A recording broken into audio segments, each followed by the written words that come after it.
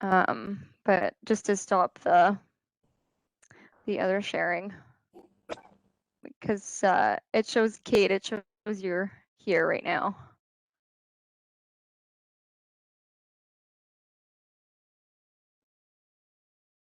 Kate, can you hear us? Just to make sure we're all being heard.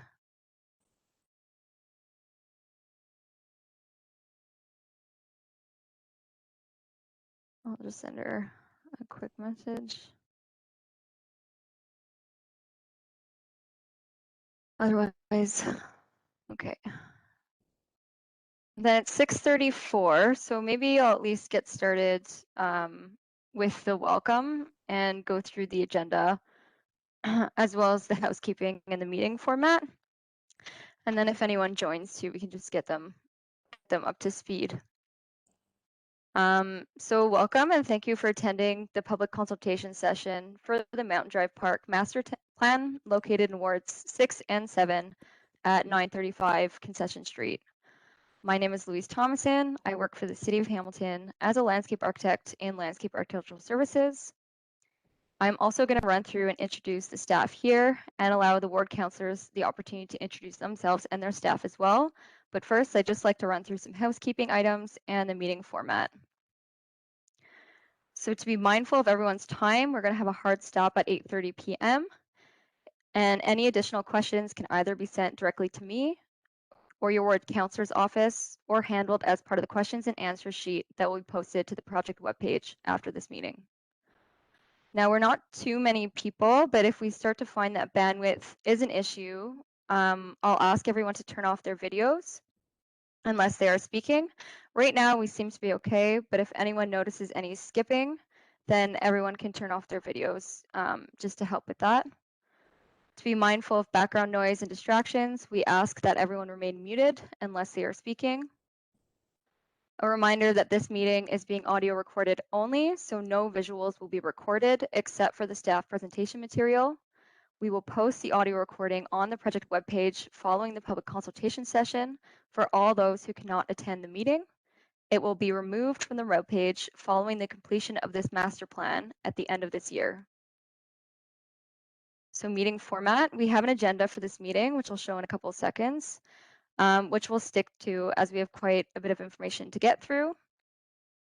We ask that all questions be inserted into the chat box, which is on the right-hand side, and a staff member will be monitoring these questions and we will answer them at the point in the agenda. And if you're not comfortable with speaking since it's being audio recorded, then again, those questions can be inserted through the chat. But then there is an option as well to ask the question directly to staff.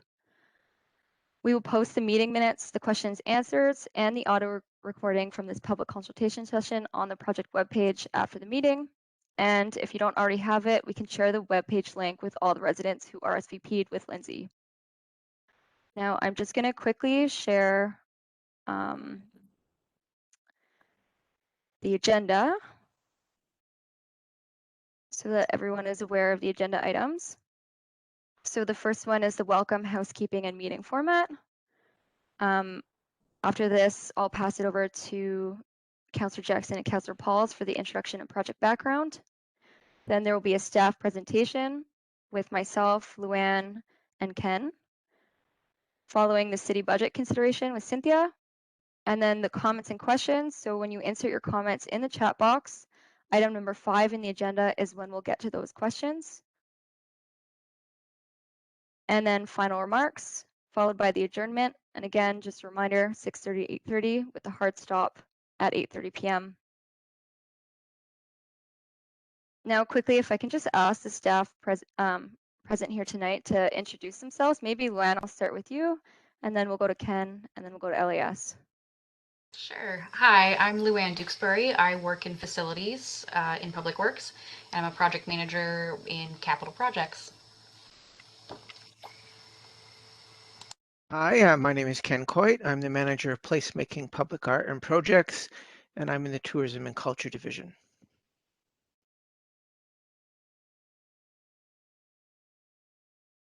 I'll pop in next. I'm Cynthia Graham. I'm the manager of Landscape Architectural Services. Louise is part of my team, and we do all of the park and trail development and redevelopment across the city. My name is Megan Stewart. I'm a supervisor in landscape architectural services, and I'm here to support Louise and Cynthia on the project. Perfect, thank you. Now to item number 2 in the agenda, which is the introduction and project background for Councillor Jackson and Councillor Pauls. Well, thank you, landscape architect Thomason. And let me just give a real shout out to begin with that of all the staff you've met, and there's probably a good dozen other staff that are part of the Mountain Drive Park redevelopment task force team. Louise is the, I'll call her the extraordinary quarterback of this entire project, and has been doing a yeoman's job in putting together all the research, consultants, background, and various departments coming together to bring some recommendations and proposals for what can be an exciting new era for Mountain Drive Park. I'm joined with Ward 7 Councillor Esther Pauls.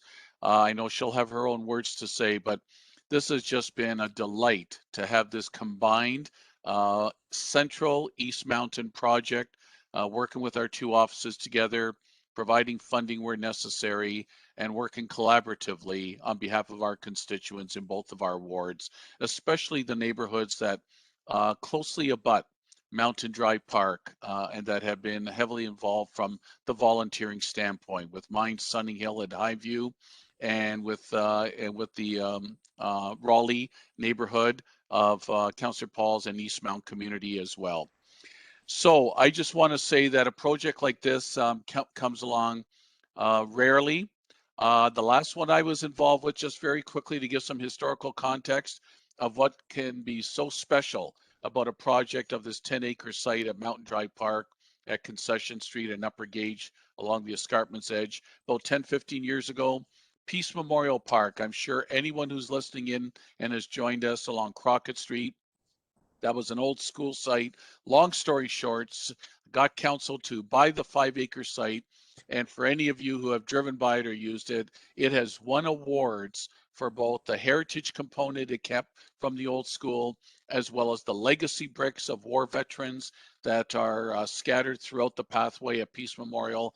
And that's the type of project that, working with citizens, city staff, and the ward councillors' offices, can produce a wonderful outcome for generations to come. I see similar with Mountain Drive Park, very unique. It's both, I would consider Mountain Drive Park, Louise, both a neighborhood park, but also a community park as well. And when Councillor Pauls and I embarked last year on wanting to set up the task force, oh my goodness, the interest that came forward. For those of you joining us tonight for the first time in this town hall type public information center meeting, we have over 40 residents combined from our 2 wards that have joined the task force, volunteering their time. And I want to give a shout out to Chair Mustachi Carnegie and Vice Chair Rancourt. Those 2 women have done a great job leading the task force as volunteers, as chair and vice chair. This will be approximately, give or take, about a $2 million project when it's all said and done. And some of the new things that the task force has been looking at, one of the big new things is a possible splash pad. Some of the current things that are there for possible upgrades are new washroom building, play structure, pathway, and lightings. But throughout the whole exercise for these last 9 months, members of the public, I can tell you the preservation of the lion's share of the green space is paramount for the community. So, Louise, thank you for allowing me those 5-6 minutes to do a little introductory background. And I'll tell you, when communities, the ward councillors' offices, and city staff come together, every time I've been involved in my honored years, it produces a successful outcome. Thank you, Louise. And thank you, Councillor Jackson. I have to admit, I love listening to history. When Councillor Jackson tells me about the history of the city, as you all know, he's been our councillor for a long, long time. And I do appreciate every time he tells us the history of different parks, different locations. So thank you for sharing. I just want to take this opportunity to thank the task force for all the work you have done to date in planning for the Mountain Drive Park redevelopment. I want to thank you for your dedication to the project and for your knowledge and your input. It's always encouraging to see the effort of the community and the city staff working collaboratively to improve the community park, especially Mountain Drive Park, which has so much history. I especially am impressed with the expertise and work accomplishment to this date by the landscape architects and Louise Tomlinson and Cynthia Graham. Nothing happens without a lot of teamwork, so thank you. This has been a unique project as the park overlaps the two wards, as Councillor Jackson mentioned, and there is no other I would prefer to work with than Councillor Jackson. Thank you. We are making a significant investment in this project. Like Councillor Jackson said, $2 million. So the investment in this significance and well worth the expenditure for this great showcase of a park. Thank you for the opportunity to share my comments. Thank you. Great, thank you. Thank you, Councillor Pauls and Councillor Jackson. So now this brings us to item number 3 in the agenda, which is the staff presentation. So what I'm going to do is I'm going to share my screen.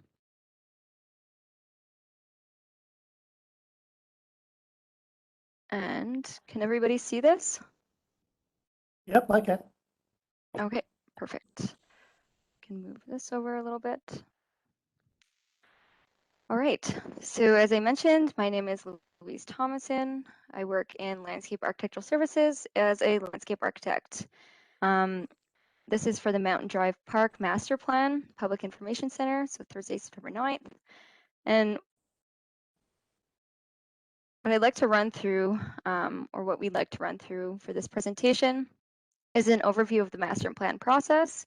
So what is a master plan? Why do we do it? And then what do we get out of it? The site context for Mountain Drive Park and for the master plan. So the boundary features and the features within the park, and then also the features around the park. What we've done and where we are today in the master plan process. And I'll run through what exactly each of those items entail. An overview of the engagement results from the first survey. The park vision and the park concepts, so the park plans. I'll present those as well and run through what's included.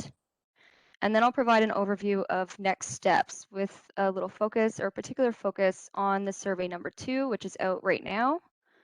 And then Luann will give an update from facilities because there is an existing washroom building which will get upgraded, and that will be led by facilities by Luann. And then Ken will provide an overview of the public art, particularly the public art on the building. That was an item that was showed a lot of interest from the task force. And just a reminder, if you're not muted, to mute yourself, just to reduce any background noise. And again, if there's any cutouts, let me know and we can turn off our cameras to help with that.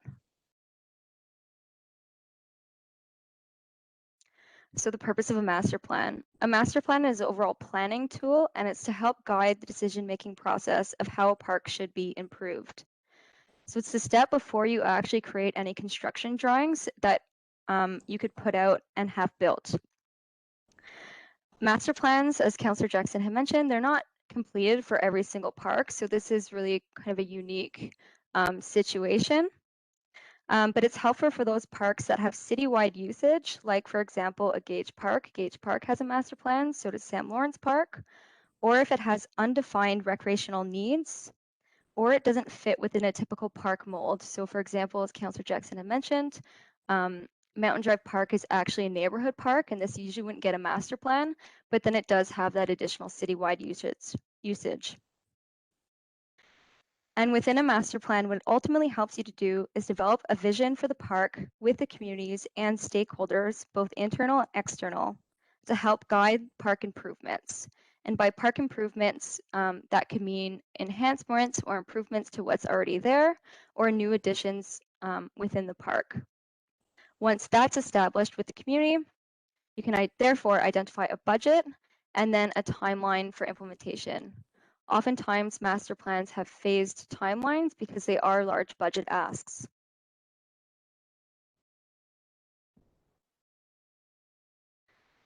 Master plans follow an established process with established components.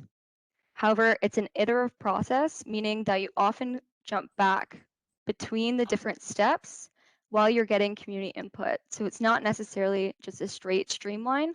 You might jump back between these first two, but then by the time you get to the end and you've developed an evaluated feasible design option and selected that preferred ones, then you usually streamline into creating that master plan report. The first step is the inventory analysis of existing conditions, regulations, and policies. This would include a review of any municipal, provincial, or federal policies. So for an example for Mountain Drive Park is Mountain Drive Park has Niagara Escarpment Commission development boundary. So they are one of the stakeholders, and we do have to follow the policies and the mandates of the NEC where they have development control. So that's particularly along the back area of Mountain Drive Park, both within the escarpment area, and then it partly also overlaps where that existing recreational trail is. Other things that we would look to are other master plans reports, for example, the Views and Vista study, or the Mountain Brow Trail Master Plan, or the Recreational Trails Master Plan, all of which overlap with Mountain Drive Park. The next step is establishing a park vision and generating ideas for success, and that we do, again, with input from the community, city staff, stakeholders, to understand how people currently use the park, what people value about the park, what they'd like to see change, what they'd like to see improved or enhanced. We'd also do an analysis of the existing conditions and continue to get feedback from the community on what they think is working and what they think isn't working. By doing this, we're able to establish a park vision, which will guide how the park will develop. And again, that park vision is really important. For example, because when new ideas come forward, it's really great to get those ideas, but then you can always go back to that park vision to make sure those new ideas match the park vision.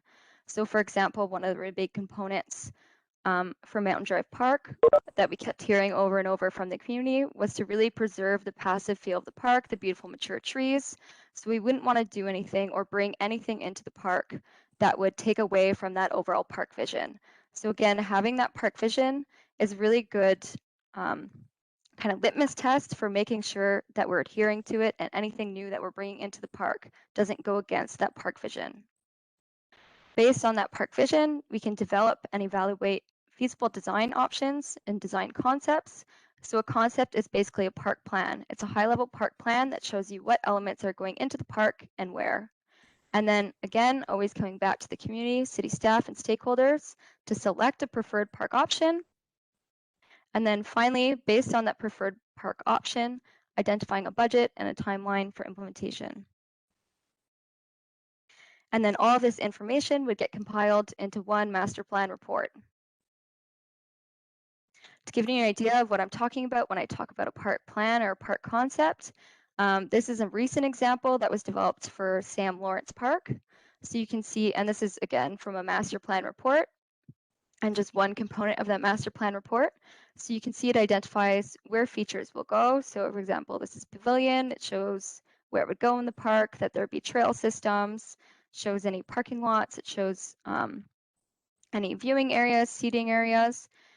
And then here's a list of park improvements. But then in addition to all that, it also shows the timeline, the budget, and all the work that led up to coming to this final concept plan. So it is a really good tool and report to go back to. So all the ideas that were established by the communities now don't get lost.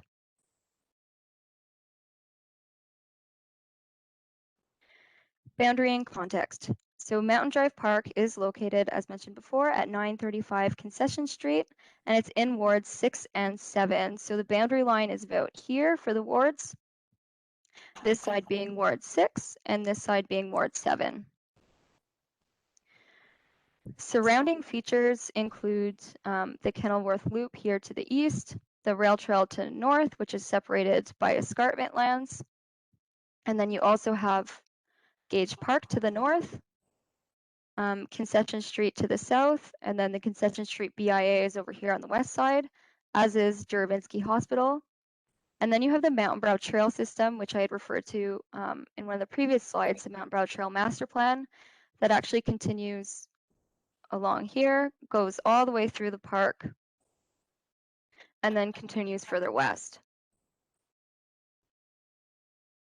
Within the park, this bright green line, that's the scope boundary for the Master Plan Report. So we're not looking at anything beyond that bright green line. Within the park, we have over here kind of this west lookout area. So that includes that existing parking lot. There's also floral displays, signage. You also get really wonderful views from here. So you see a lot of people taking pictures at this particular location. There's existing fencing and columns. And then along here, that Mountain Brow Trail connects this west portion through here, where there's, again, more lay-by parking and really wonderful views. And then all the way through the park to this park proper area. Within the park proper, you have the existing playground structure and swing sets. You have the washroom building here. There's also some parking that's for the park users. You have beautiful mature trees along this north edge. You have the open lawn.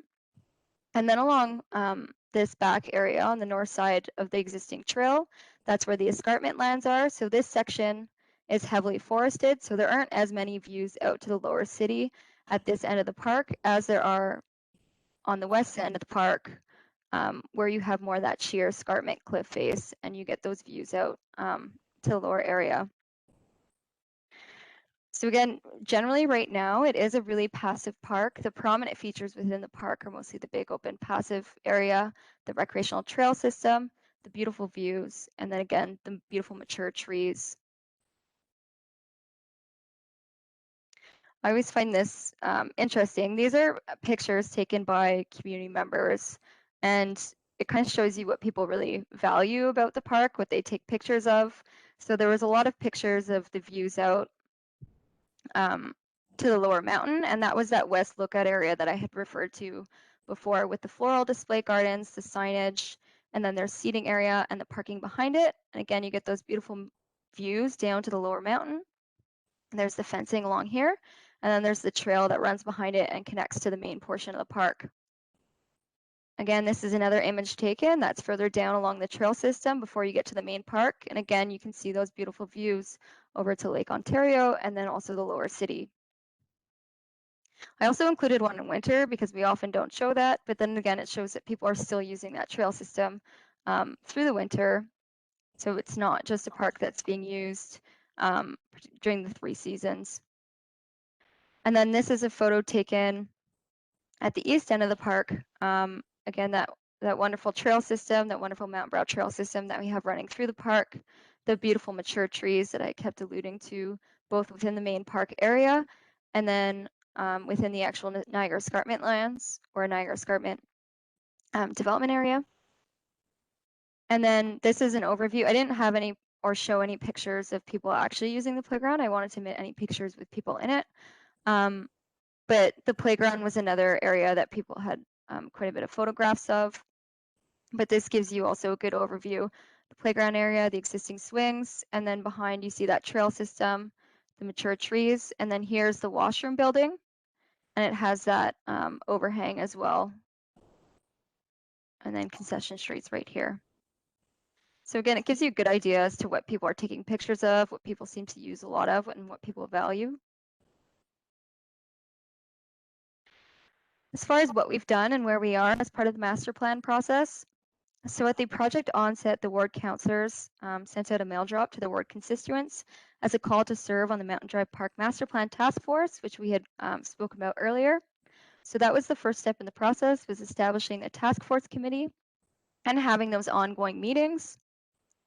And we met at particular milestones to discuss progress in the master plan and receive comments from the task force as well as ideas. So that was a continuous effort that went on by the task force members as they reviewed the progress of the master plan And again, as mentioned, that happened at key milestones. So to date, we've had 4 meetings, and then we will have another one later in November is when it's scheduled. Again, we had the inventory analysis, which we did from February to March. Some of those included a geotechnical study. This is important to do as part of the master plan process because it helps with budgeting. So for example, when we do soil samples, we'll find out if it would affect construction at all. So that would maybe tell us, this is just an example, it's not specific to Mountain Drive Park, but for example, if for whatever reason you had to do deeper footings or you had to do a larger base layer for your asphalt pathways, that would allow us to budget appropriately and maybe phase things a little bit differently. So it's a good step to do as part of the inventory analysis. We did a CPTED review with Hamilton Police, and that stands for Crime Prevention Through Environmental Design. And what that is a proactive design technique to address safety and security that's either perceived or real. And it provides ways to improve the property's natural surveillance, access control, and territoriality.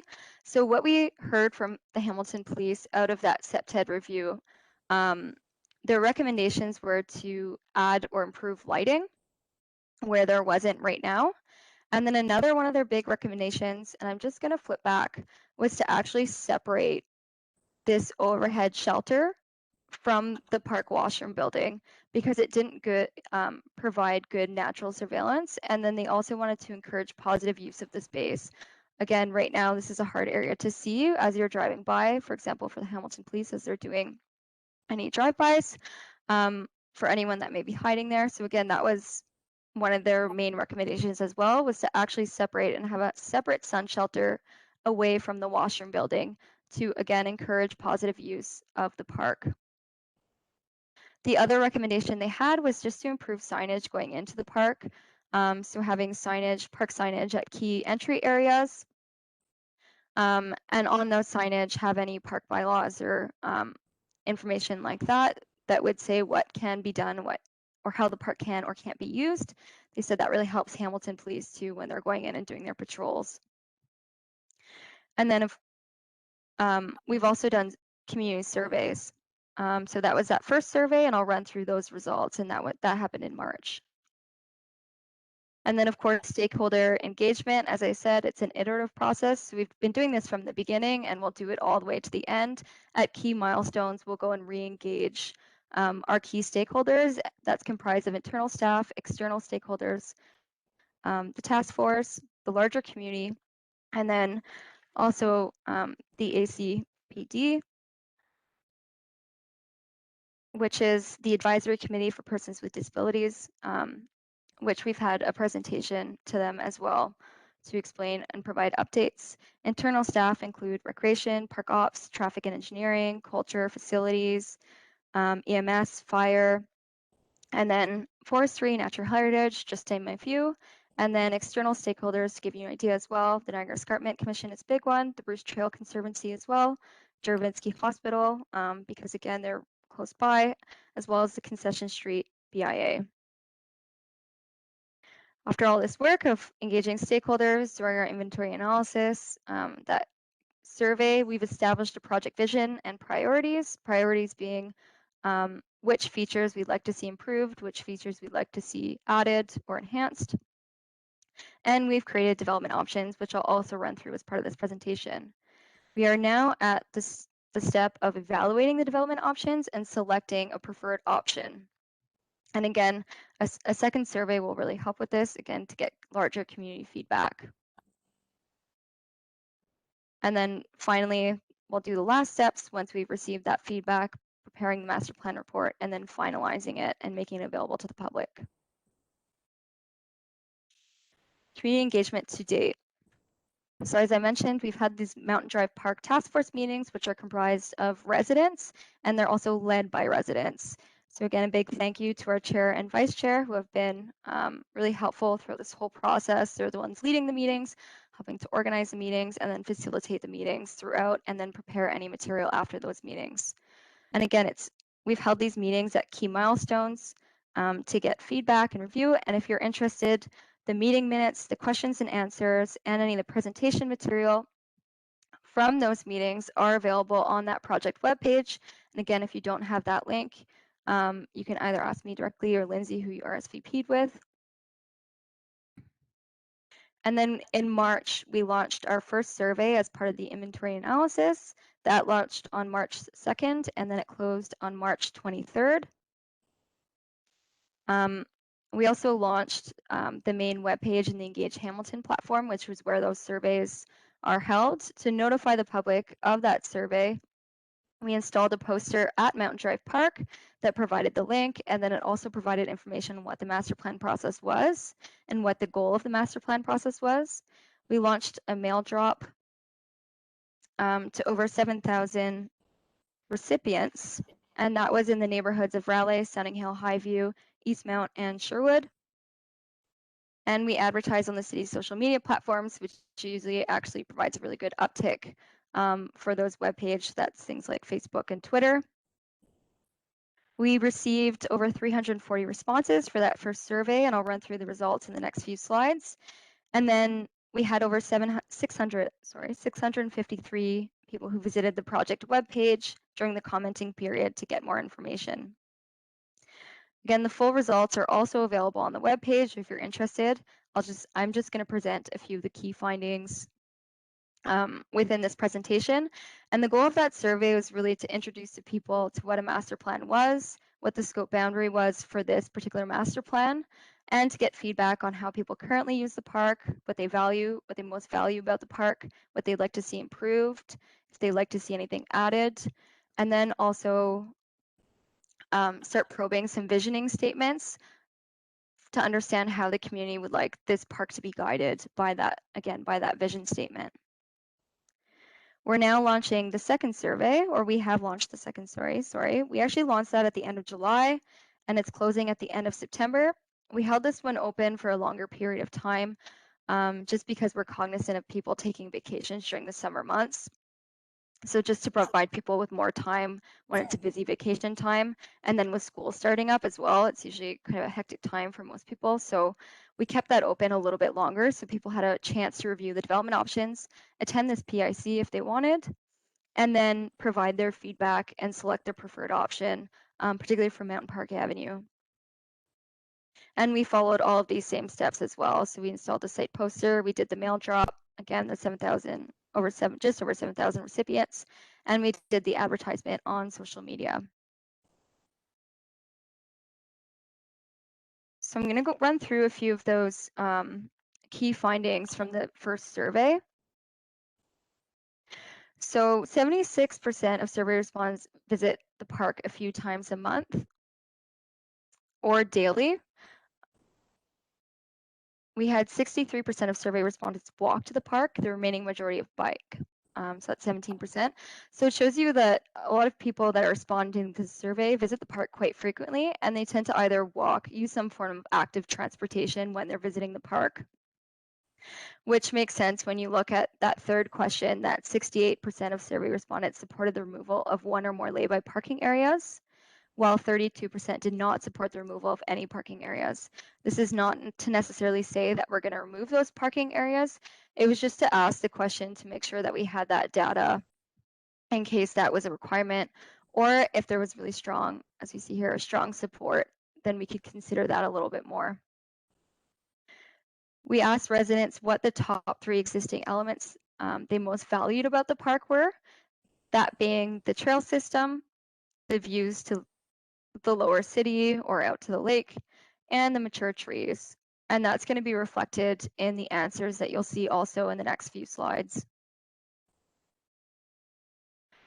We also asked which amenities survey respondents most wanted to see improved and or added. So you can see by far this trail improvement and widening, it comes way out here in the survey respondent as one of the big priorities.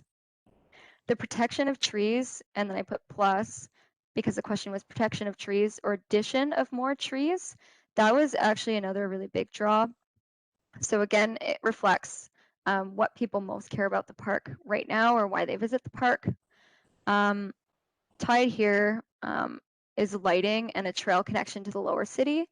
And we offered that trail connection to the lower city because that actually aligns with another master plan, the recreational trails master plan, where there's a connection from the rail trail down to Gage Park. So it'd be to complete that connection to the rail trail and align with that other recreational trails master plan. And then the spray pad and washroom building nearly tied in fifth as an amenity most wanted to see improved and or added. The spray pad being something that would be added, the washroom building being something that would be improved. The trail connection again would be something that would be something added, as well as the lighting. And then the trail improvements and widening, again, that's an improvement, as is the protection of mature trees. And then the tree planting is an addition, but it's also an improvement. So again, it really also plays into what people were taking a lot of pictures of as well in those earlier images. So it was really interesting to see these survey results come through. We also asked what amenities survey respondents least wanted to see improved and or added. And by far the fenced in dog area was quite strongly opposed to. This was something that had come up as an idea in the task force meetings. So we asked the question to the broader community, and it was the amenity voted as least wanting to see improved and or added. And again, that ties in to protecting the mature trees, really liking the open feel of the park, the passive feel of the park. It's a really relaxing park and space to be in. So then it makes sense that that was perhaps the least desired amenity, and it also aligns with the NEC policy, the Niagara Escarpment Commission policy, sorry.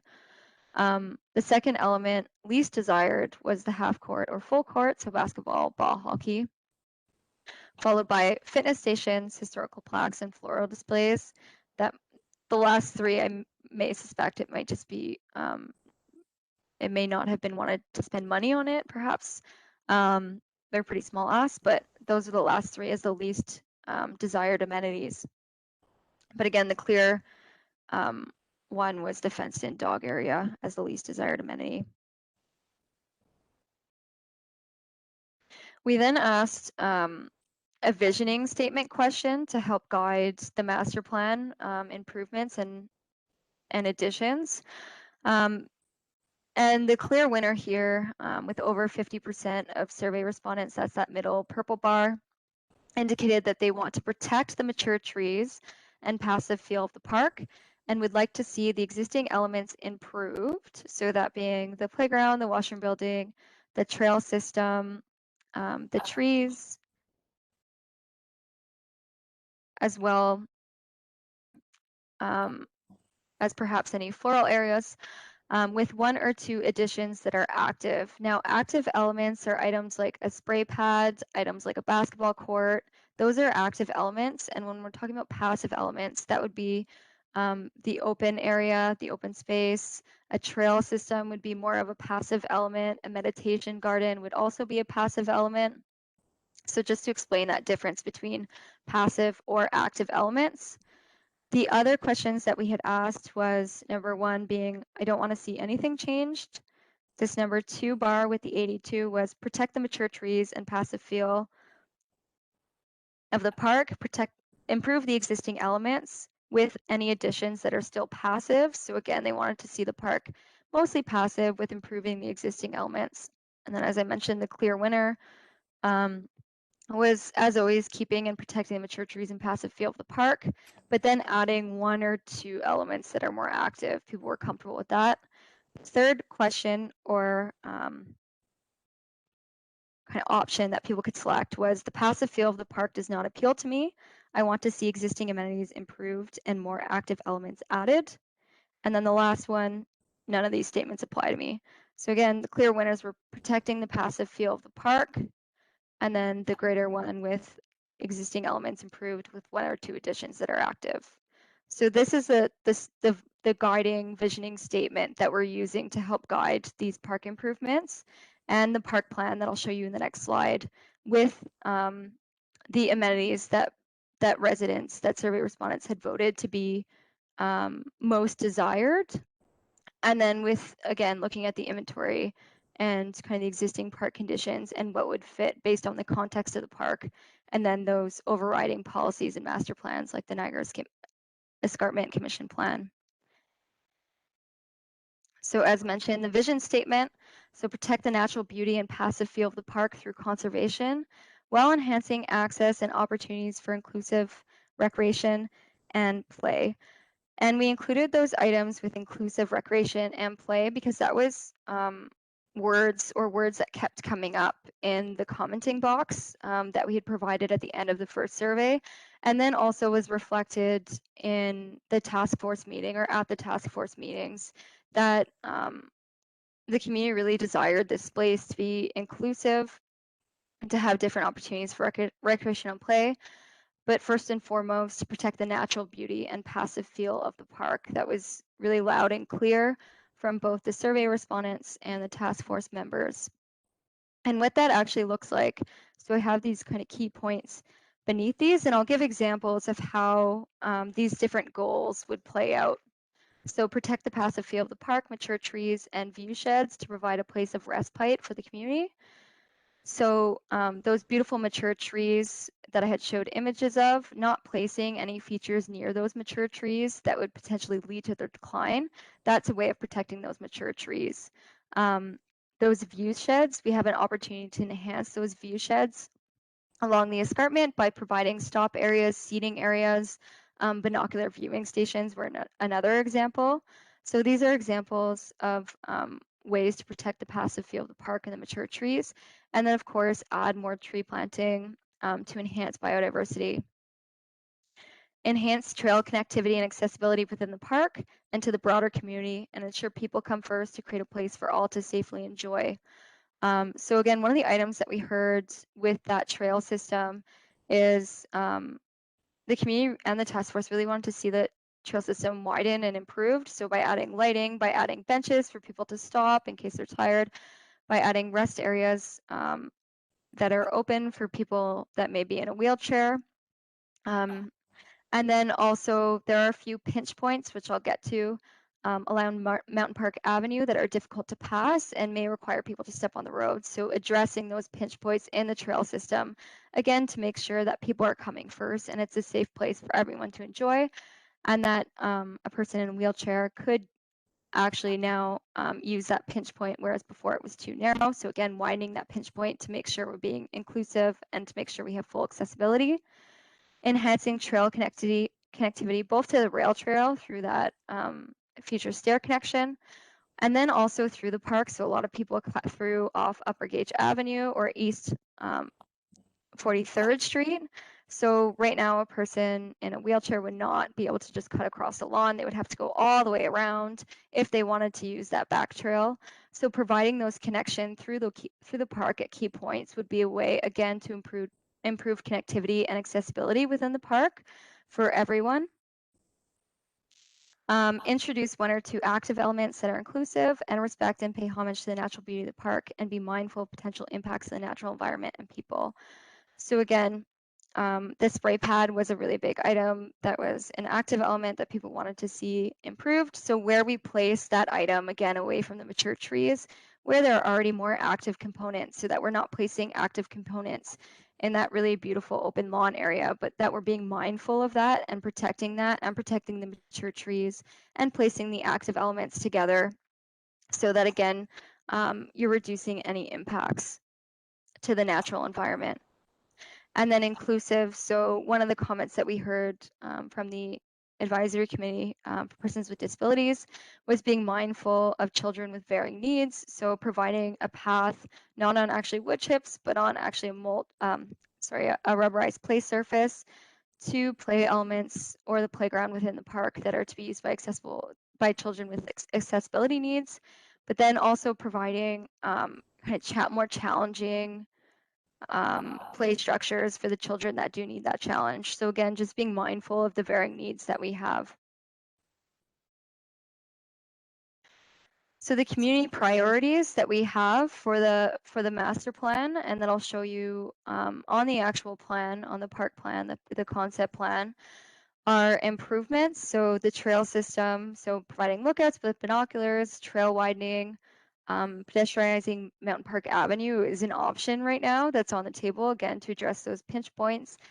Providing a loop path within the park. So again, loop paths are really popular among people of varying ages. It allows seniors to do a loop without having to go too far near the busy road.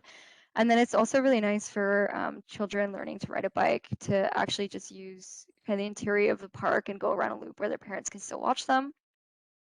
Improve biodiversity through tree planting and groupings, improve the playground, and improve the accessibility of the playground and any challenges as well to provide an inclusive playground.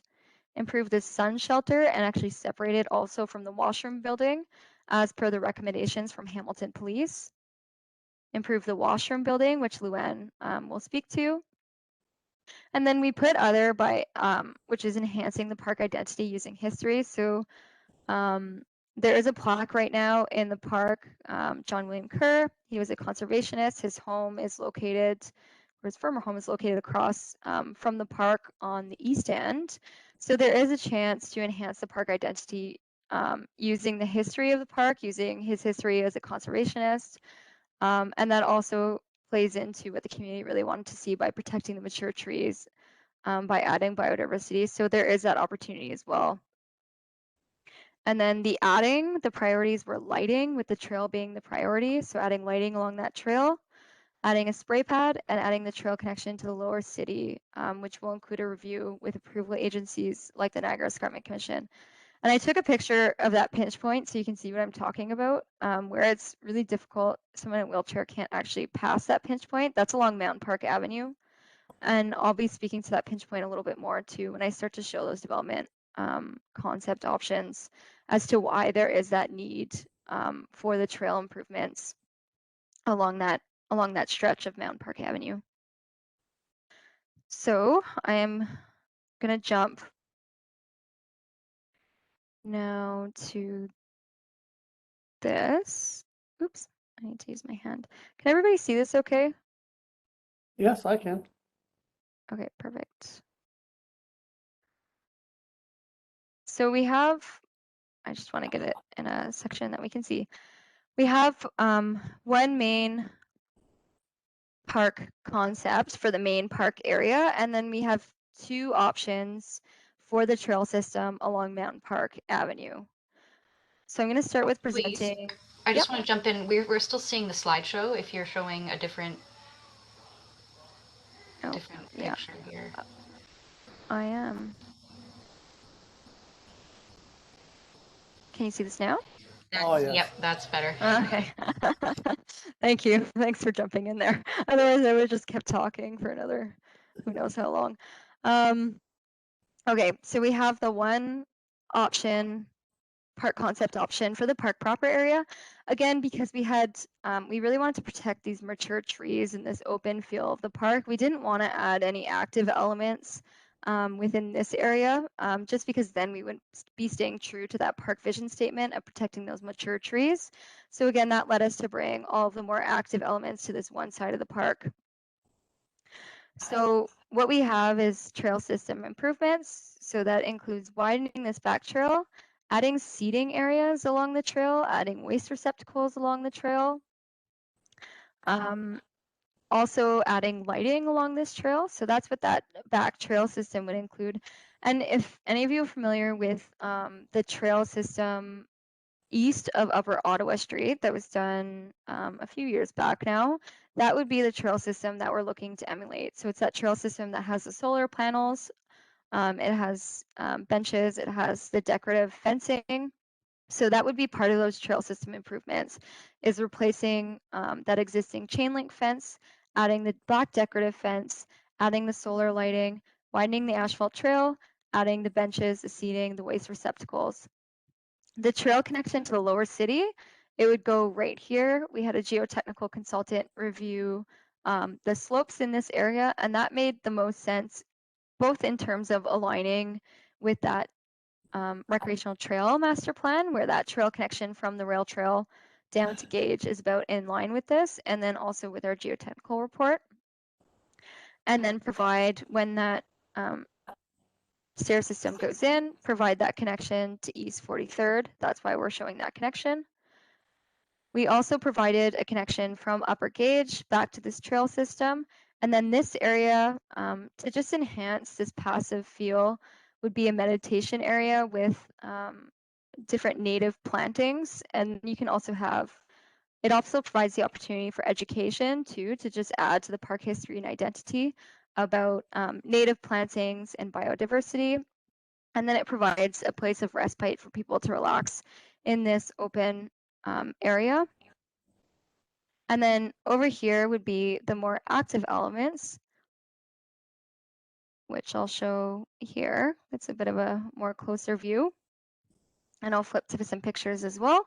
So again, as I mentioned, you have a loop path here. And again, it's just a nice kind of addition feature to connect the trail system over here, but then to provide people the opportunities to do loop systems in case they didn't want to go further along the trail and walk the whole trail system. We also provided fitness stations too, just as an add-on for anyone who's running or jogging or walking along the trail. It's a nice stop point to do any additional fitness. And we have pictures of what that could look like either through fitness bars or there's park recliners. I know a lot of kids like to use these too as well. Breaking up. These net climbers does serve legend and Louise, you're breaking up on my end. I'm breaking I up. don't know if it's the same for you. You might want to go back just a couple of minutes, Louise. We barely could hear you. Yes. Okay. Maybe can we turn off the cameras just for a second too?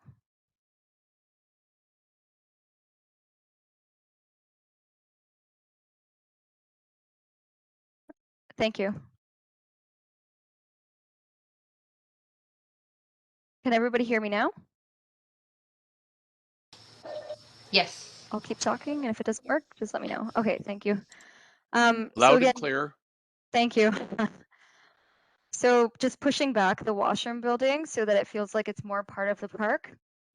And then say, for example, if there's a child using the playground area here or the spray pad here and their parent are watching them, then the child can run to the washroom building while the parent can still be able to see them, and it's not as close to Concession Street, where again, it makes it feel more part of the park, and then it's also just from a safety perspective as well. Then we have a spray pad shown here. And again, we have an image example here, and then the senior and junior play structure. So that's this one. And again, mixing rubberized surface and mulch surface to ensure that we're providing an accessible route for kids who may be in a wheelchair to those items or those playground items that are accessible, including a swing set. And then also we're showing right now a zip track rider. Again, it's a popular item. I know whenever there's one in a park, there's usually a lineup for it. We're also including natural play items, but the natural play items would be just stilts, balance beam, and then a climber. That was something that was expressed as of being of interest. And then, as mentioned, that was part of that Hamilton Police HEPTED review, separating out the shade pavilion, which you can see here on that image on the right, from the washroom building, and having it within the park space, so you still get those clear visual lines. It would be open on all four sides. And again, it just encourages positive use of the space and then discourages any negative use if you did have an additional shelter off the washroom building.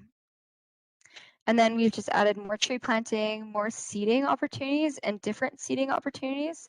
So we included this feature just as a play on of a dry riverbed with boulder seating. Again, that's fun for kids to play on, so it's a dual purpose. And then different forms of seating, like umbrella seating. They'd be made of metal so that they're durable, and additional benches and chairs and picnic tables around this area. We also included, again, just as part of providing the park more of an identity, just entry nodes. Some of them may have signage. So this one would be one, for example, that would have signage. This one not necessarily, but still having that entry node. So people know they're entering Mountain Drive Park, and it provides the park more of an identity. or a sense of welcoming. So those are the features that are included within the main park area. We also included the option of adding parking spaces here, but this would only be if we removed the lay-by parking. So it would depend which streetscape concept we selected. And I'll get to that in the next slides. Actually, one other element just to add to the biodiversity, these trees are shown with a different color because one of the elements that we thought would be nice to add is different flowering trees. So for example, cherry trees, cherry blossoms. That's a big thing in parks that do have cherry trees. You get those beautiful pink blossoms. So that's just one way of adding interest to the park, again, at different times of the year. So as mentioned, we have 2 streetscape options. And again, the goal of providing these 2 different streetscape options is, again, to improve accessibility and inclusivity of the trail. So by widening the trail at those pinch points where people either, particularly during the pandemic, people felt the need to step onto the road to pass each other, or for someone who needs to use a wheelchair, that becomes an impassable area. And the tricky part, particularly in this area, it's a lot different when you're back in the main park area. But once you get to this end, which is where the pinch point is, actually it's right here, the pinch point, is there's nowhere for us to move northward because you're basically at the edge of the escarpment. So there's no northward movement. So we would have to regain space from the road to be able to address those pinch points. So that's how we came to providing these 2 streetscape options. And then it also goes in line with putting people first, providing more green space, providing enhancing these viewing areas. It creates for a much more enjoyable and pleasant experience when you're using this trail system. So the first streetscape option, and these streetscape options are in the second survey. So these are the streetscape options that we want you to choose from. There is also the option of doing nothing, but then the doing nothing, again, as mentioned, that does not address those pinch points. So the first streetscape option is converting Mountain Park Avenue from Upper Sherman, which you can see here, to Concession Street to a one-way eastbound. Because when you look at the traffic counts, the eastbound traffic is the one that gets more action. But again, it's a very low traffic count, just generally, especially if you compare it to Concession Street, for example. It's a very different type of street.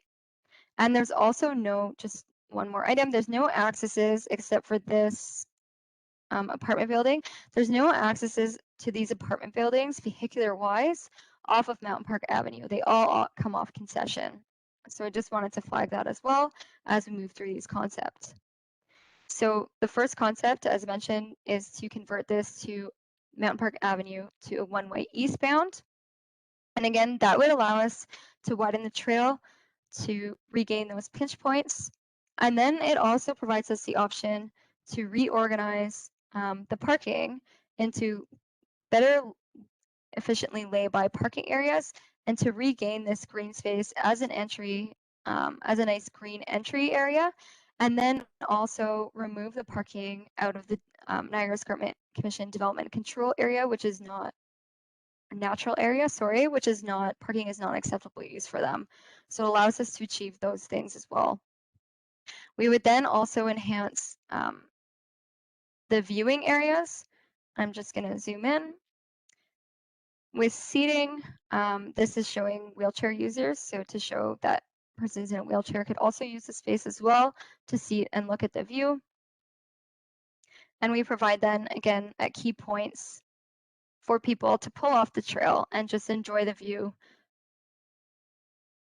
And then again, it's enhancing with planting, tree planting. There is existing tree planting there, but enhancing it with more tree planting on the south side of the trail, again, so that we don't block those views. And then we would continue this treatment towards Upper Sherman. So again, this is what the multi-use trail, what we're trying to emulate. That's that existing multi-use trail system. So again, using the decorative black fencing, the solar lighting where it's needed and where we can. It might be a little bit more difficult where there's the mature trees, if the canopy blocks it. Adding benches, adding the lay-by parking to match this profile, enhanced viewing areas, providing native planting as well along the edges in that dark green. Adding interpretive signage again to play on the history and John William Kerr. Adding binocular viewing stations at key points.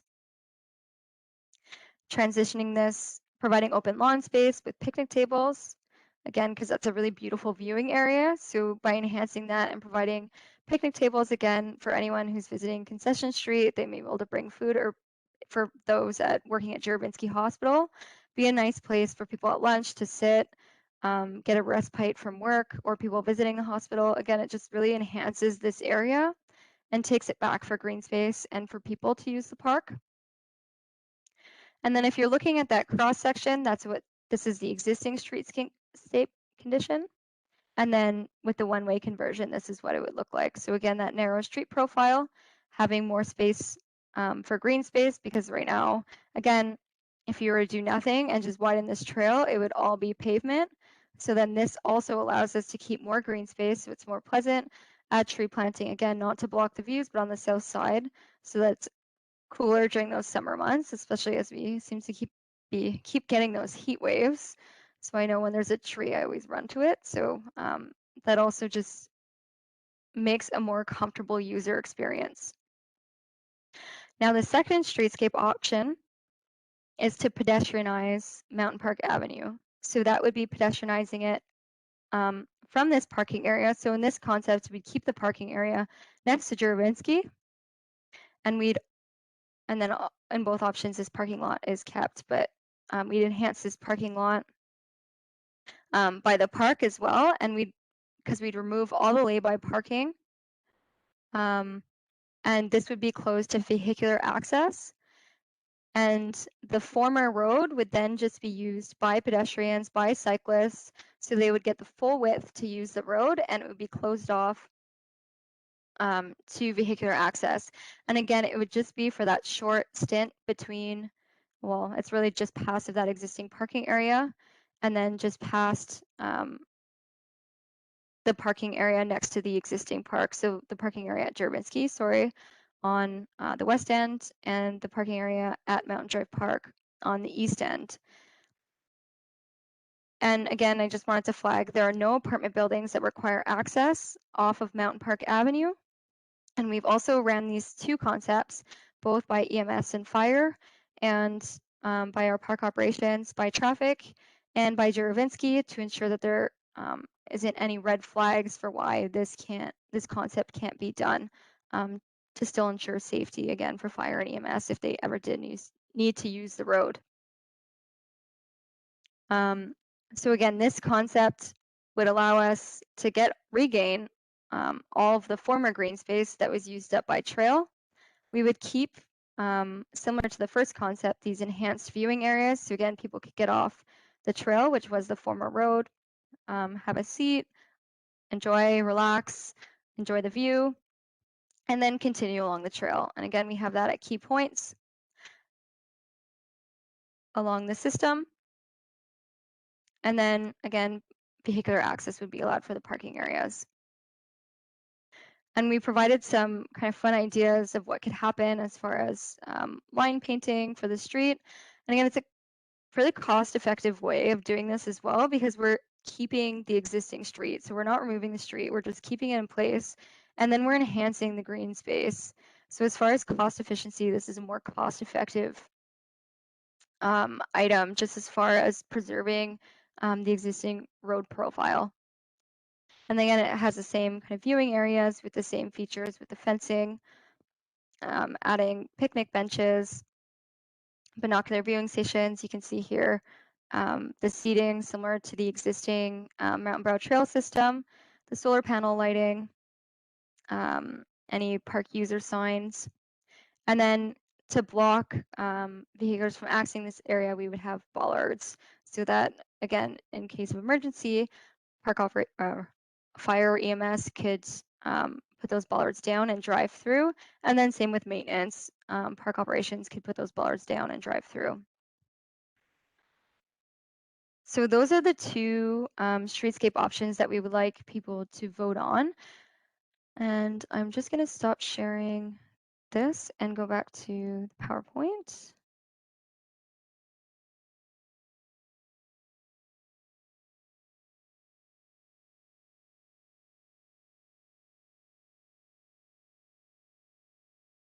So as described, survey number 2 is out. It's on the Engage Hamilton platform. If you need a link to that, you can contact me. Again, it's my email is louise.thomason@hamilton.ca. I can write that out in the chat box after as well. So the goals of survey number 2 are to seek input on the development options and to ensure that we have community support, that we're still being true to the park vision that was established. We really want to determine a preferred option for Mountain Park Avenue, so we have those two options. There is also the option of do nothing, but again, that really does not address the accessibility issues along that stretch. And this really is an opportunity to create a dual or really unique situation for the Hamilton Mountain, again, to put people first, improve trail systems, improve green space. There are just a lot of opportunities with these two Mountain Park Avenue streetscape options. So we really do want to get feedback from the community on these options to determine a preferred option. And then we've also asked, as part of survey number 2, is what are the priorities for implementation? So similar to the first survey, we really want to understand what people want to see improved first. As mentioned at the beginning of this PowerPoint, a master plan, when you do the budget and implementation timeline, it's usually a phased approach because the budget ask is usually larger than a standard, for example, neighborhood park. So in order to not neglect the other parks or trail systems within Hamilton, but then still deliver this master plan, we need to phase the implementation, again, so that we're just using resources citywide effectively and appropriately and in an equitable manner. So again, that's why we do that phased approach. And then that's why, as part of this survey as well, we're asking for the community to provide what their priorities are so we know which ones to prioritize for implementation. I have a feeling I might be wrong, but just based on the surveys to date, it might be the trail system that's maybe the #1 priority, but you never know. We'll see what comes out of the survey. So that's why, again, it's important to provide your input and feedback. So next steps. So currently what we're doing is, again, sharing development options with stakeholders. So those, again, are the internal stakeholders that I mentioned within the city, then the external stakeholders like the Niagara Escarpment Commission, the Bruce Trail Conservancy, Juravinski, and then also with the task force and the broader community. We are then going to select, based on all that input and feedback, select and refine the preferred option with stakeholders. So again, selecting which is the preferred option for Mountain Park Avenue. And then as far as refinement, for example, there may be refinement in how features within the main park area are placed, or another kind of refinement option that EMS had flagged to me was, what those bollards look like in case the full pedestrianization of Mountain Park Avenue is selected. So those are kind of those refinement items that we can add. And then publishing the results and findings to the project webpage, both from the second survey, from this PIC, just as far as the meeting minutes, questions and answers. But again, really those findings from that second survey as to what is the community priority, and that we've hit the nail on the head as far as being true to the park vision.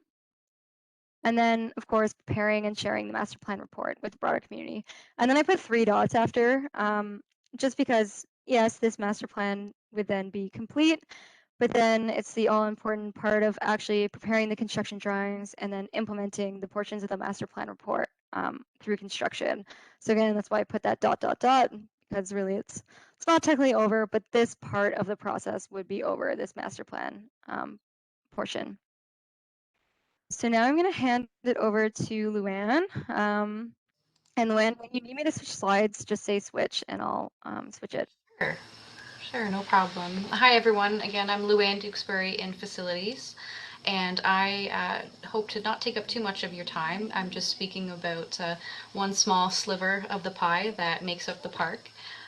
So we're talking about the washroom facility that currently sits in the park. Now, you may be familiar with the building that is currently there. Louise shared it in a plan previous, I believe.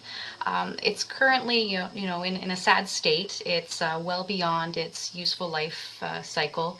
So we intend on demolishing the current building, which is give or take 2,000 square feet. However, the majority of that is the shade structure behind the washroom facility, which, as Louise mentioned, part of the SEPTED review will have us separating out the shade structure from the washroom building.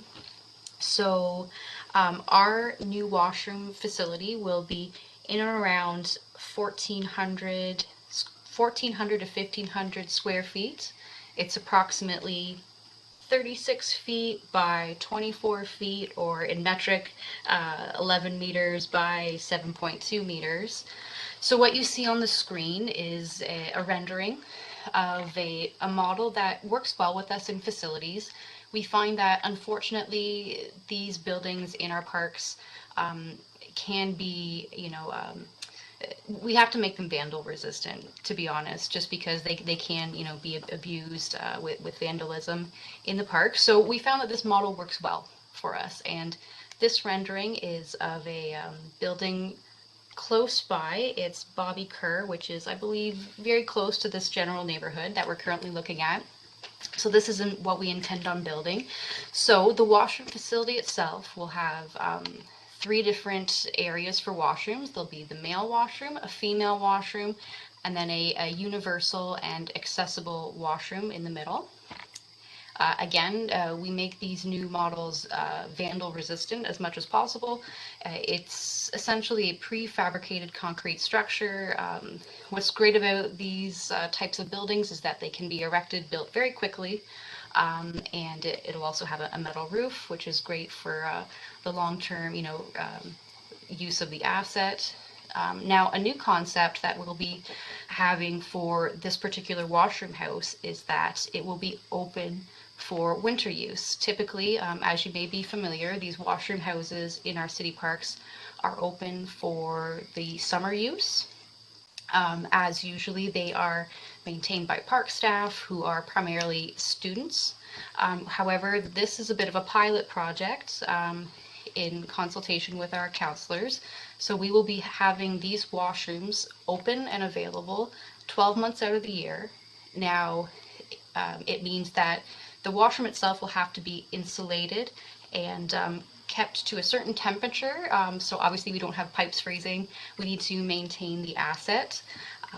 And again, open 12 months out of the year, but that doesn't necessarily mean 24/7. They'll still be open, say, dawn to dusk. Those hours are still to be worked out with our park staff. Okay, so you can go to the next slide.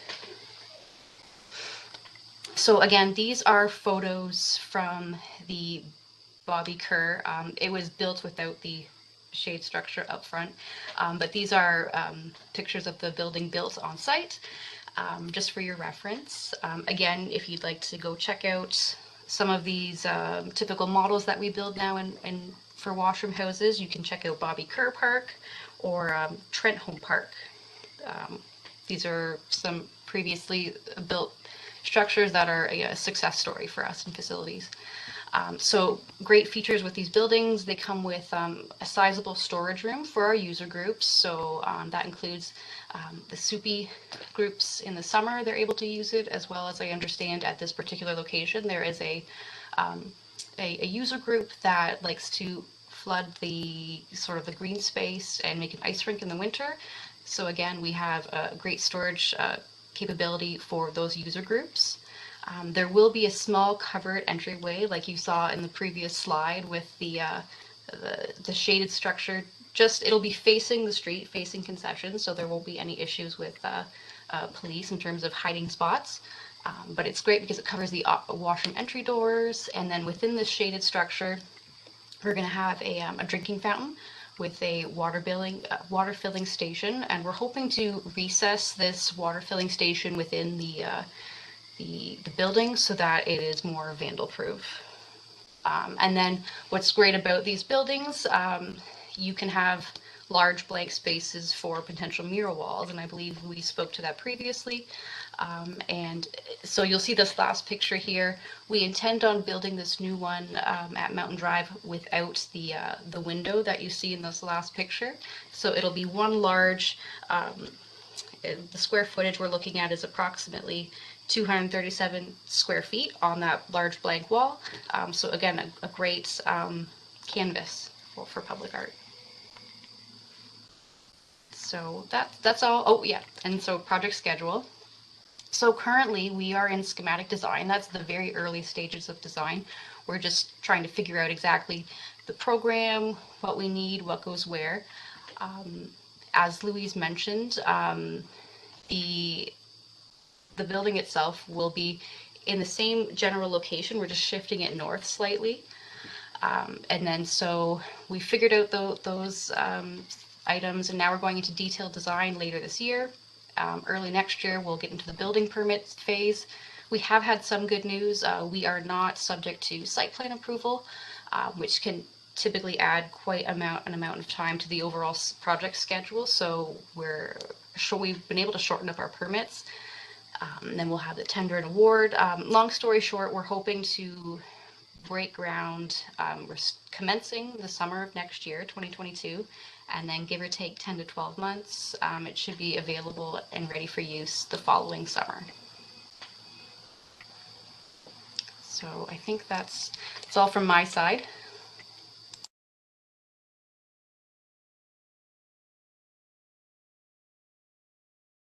Great, thanks. Just quickly, talking about what can happen to the back of that building. Public art is a good option there. It can help discourage graffiti tagging.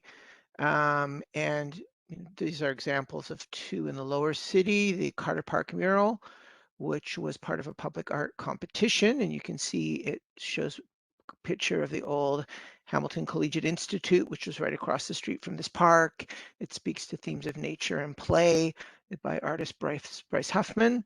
So the community could choose several different ways of commissioning art for the building, a public art call or a community art call, where the artist would work directly with community members to create a piece, and they could even have a hand in painting it themselves. So there's lots of ways to do that and to provide a real splash of color to the center of the park, where that building will now have a very prominent location there. So I'll leave public art there. Thanks.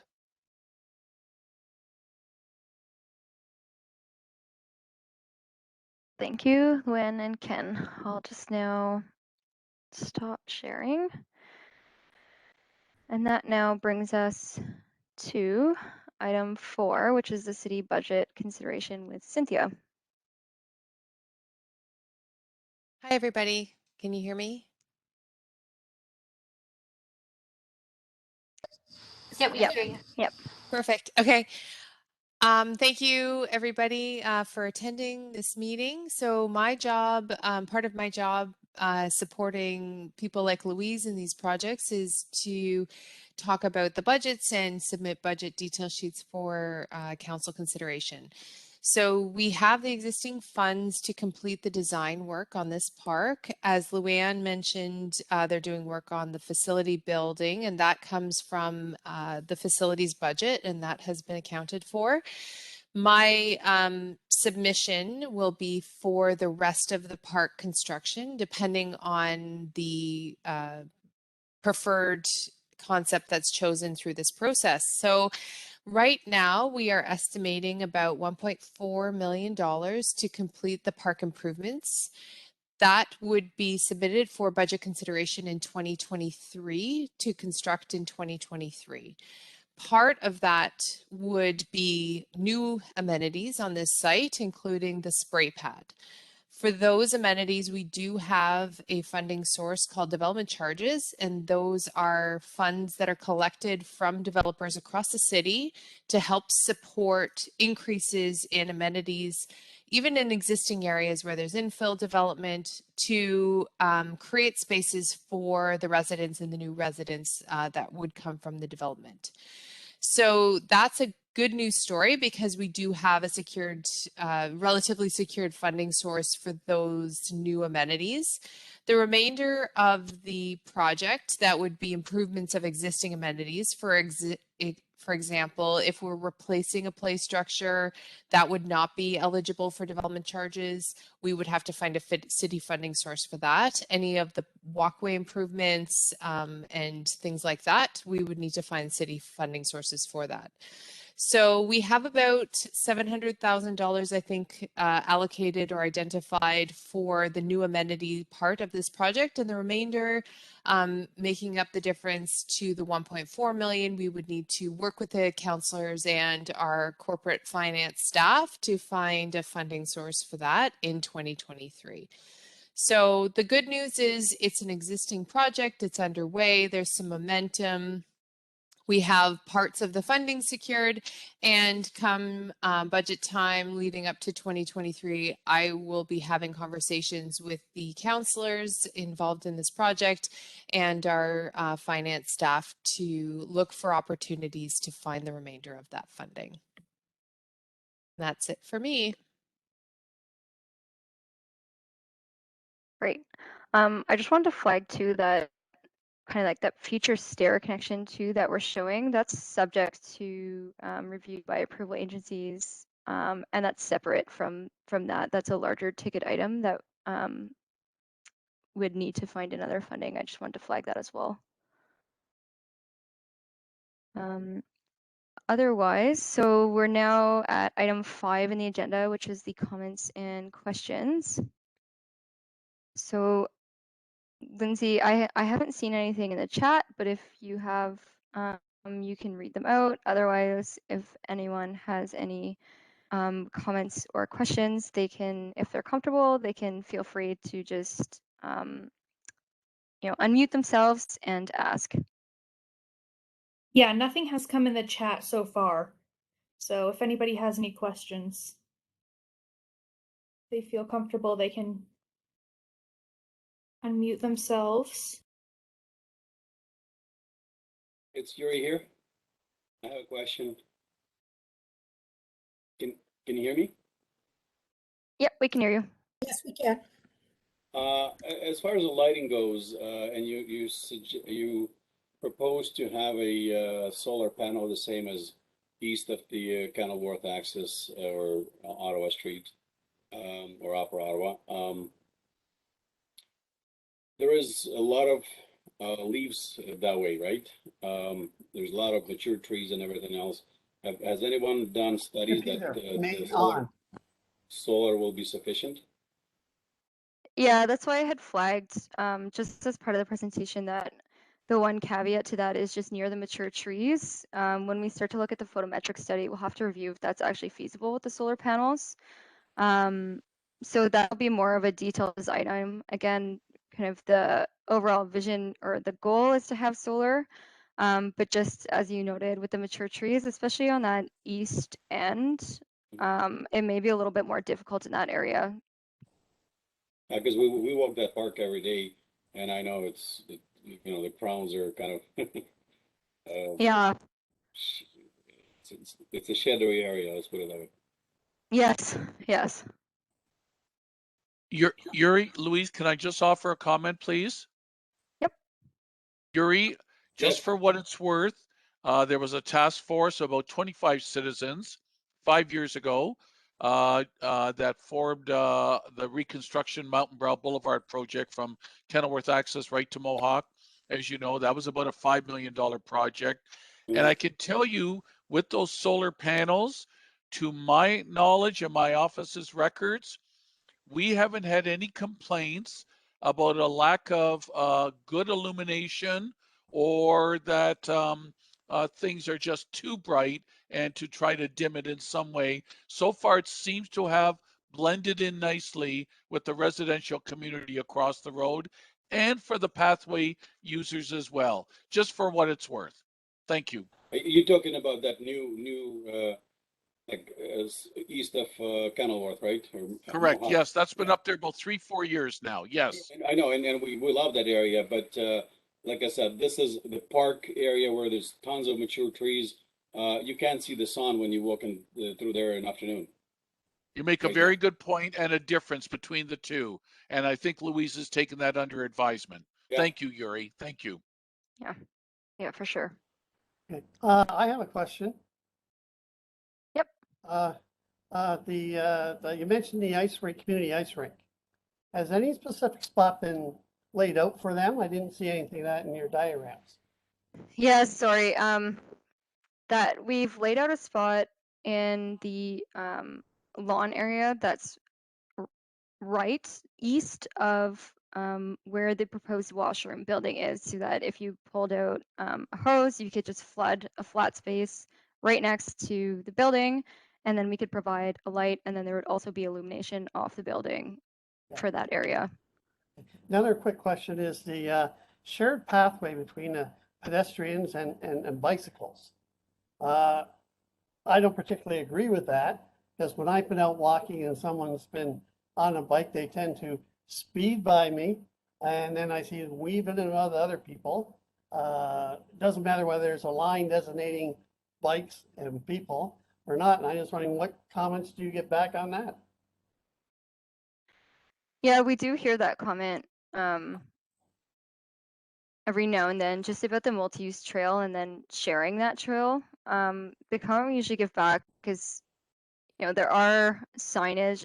There is signage just east of Kenilworth about sharing the path and who has priority. So pedestrians come first, followed by cyclists.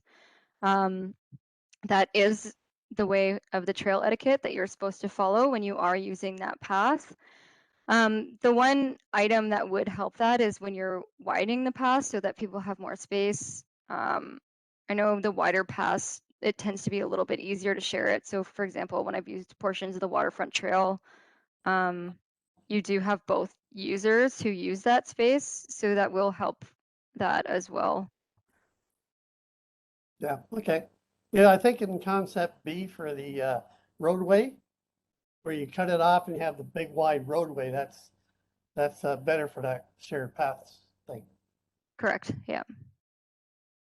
Brian, if I could just dovetail on what Louise has said, again, east of the Kenilworth, the roughly 20-foot wide pathway, which is the newer standard of wider pathways versus the older sections like we're dealing with, along with Mountain Drive Park, it has produced less confrontation between cyclists and pedestrians. So I think that's an important consideration for this park and this project. Yes. Okay.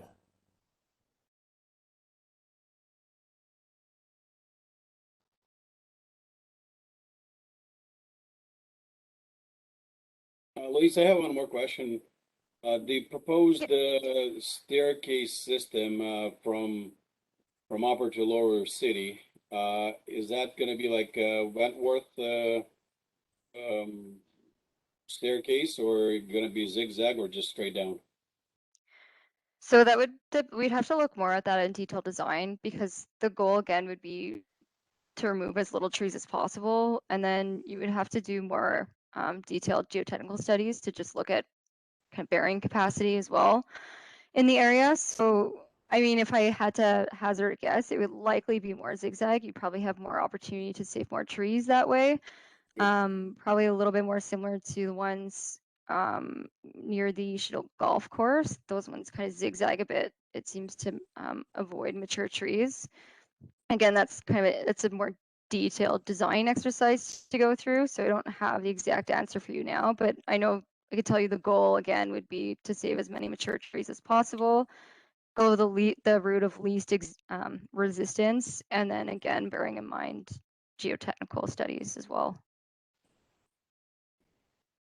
Just my ego kind of thing is like, I'm not that fit, so I need a zigzag to rest once in a while.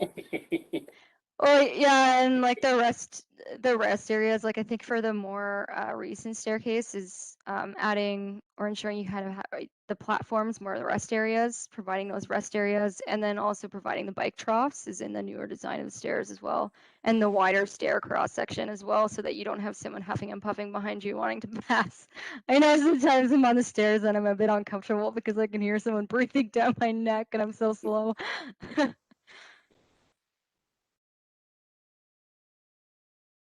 Thank you.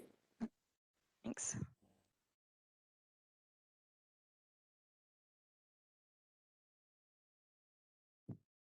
Great. And if there's any additional questions too after the fact, you can always email me. I'm gonna put right now my email address in the chat. CA. And I know if anyone's watching, there's the election debate tonight as well. So It's not for another hour. yeah, I'm definitely gonna be tuning into that one. I thought it was at 8 o'clock. Is it at 9? Yeah, it's It's at at 9. 9. Okay. Well, Because I checked that when it said the length of the meeting here was. yeah. Well, that's great. You did a great job. I'm so impressed with the park. I can't wait. I really can't. It's going to be a great park. Yeah, it'll be really exciting. I'm curious to see what the community thinks of the two options for Mountain Park Avenue. I think there's a lot of potential for both, so I'm excited. I know I use that trail system, so Right. even just from a user perspective, I would be excited. But if there's no further comments or questions, I can move to item number 6, which is just final remarks, and then the adjournment, if everyone is okay with that. Louise, I was just going to last comment, Brian, Yuri, I was just texting Councillor Pauls. Obviously, this COVID has thrown a massive curveball in everything we do from the local government standpoint. Brian, you know me well enough. If this was outside of COVID time, or if all the regulations of COVID had been removed because the overwhelming community was double vaxxed and people still being careful, Councillor Pauls and I would have had a joint traditional town hall meeting in person.